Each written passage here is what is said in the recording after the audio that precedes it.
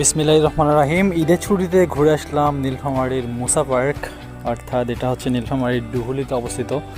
খুব রিসেন্টলি এই প্লেসটা ভাইরাল হয়েছে, আর আমার বোনের কাছ থেকে জানতে পারার পরে আমি তাকে নিয়ে এখানে চলে আসছি। ঈদের 3-4 দিন পরে আসছি, অর্থাৎ ঈদের পরে যদি আসতাম, ঈদের পরের দিনে বা ঈদের দিনে, তাহলে প্রচুর ভিড় থাকতো এখানে। যেমনটা দেখতে পারতেছেন এখন মোটামুটি একটা ভিড় কমে আসছে। তো এখানে ঘুরতে আসছি, এটা হচ্ছে ঠিক নীলফামারী থেকে জলঢাকা রুটে এই পার্কটা। আর বর্তমানে বলতে গেলে আমাদের এদিকে এই পার্কটা বেশ জনপ্রিয়, কারণ এটা একটা বড় একটা পুকুরের উপরে অনেক সুন্দর করে মানে কি বলে ভ্রাম্যমান একটা হোটেল আছে, তারপর হচ্ছে পানির উপর দিয়ে হাঁটার জন্য সুন্দর করে রাস্তার ডিজাইন করা আছে এবং সুন্দর কালার কম্বিনেশনে তৈরি করা হয়েছে, যেখানে ছবি তুললে বেশ সুন্দর আসে।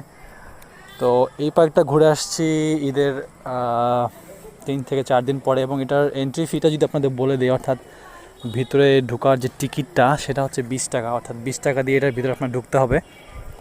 যদিও আগে ফ্রি ছিল, অর্থাৎ প্রথমে আমার মনে হয় যে 1.5 বছর বা 2 বছর আগে এটা ছোট করে ছিল একটা, আর একদম ফ্রি ছিল তখন। এখন মানুষের চাপ বাইরে গেছে এবং তারা একটু সুন্দর করে ডিজাইনও করছে, যার কারণে এটা 20 টাকা এন্ট্রি ফি নিছে।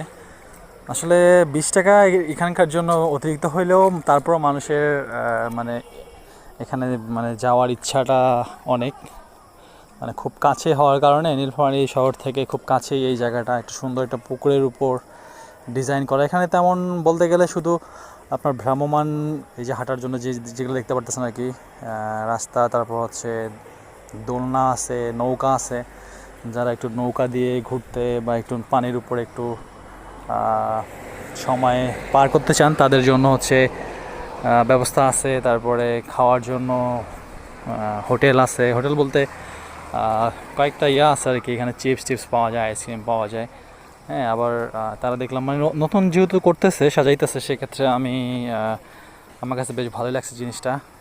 তো যারা নীলফামারীর আশেপাশে আছেন, চাঁদেরহাট, রামনগর, জলঢাকা, ডুহুলি, এইসব এলাকার মানুষগুলো খুব বেশি এই জায়গাটা ভ্রমণ করে। একদম অনেক সুন্দর নিরিবিলি পরিবেশের মধ্যে একটা পুকুরের উপরে, সুন্দর গরমের মধ্যে, অবশ্য বেশ ঠান্ডাই ছিল এই এলাকাটা।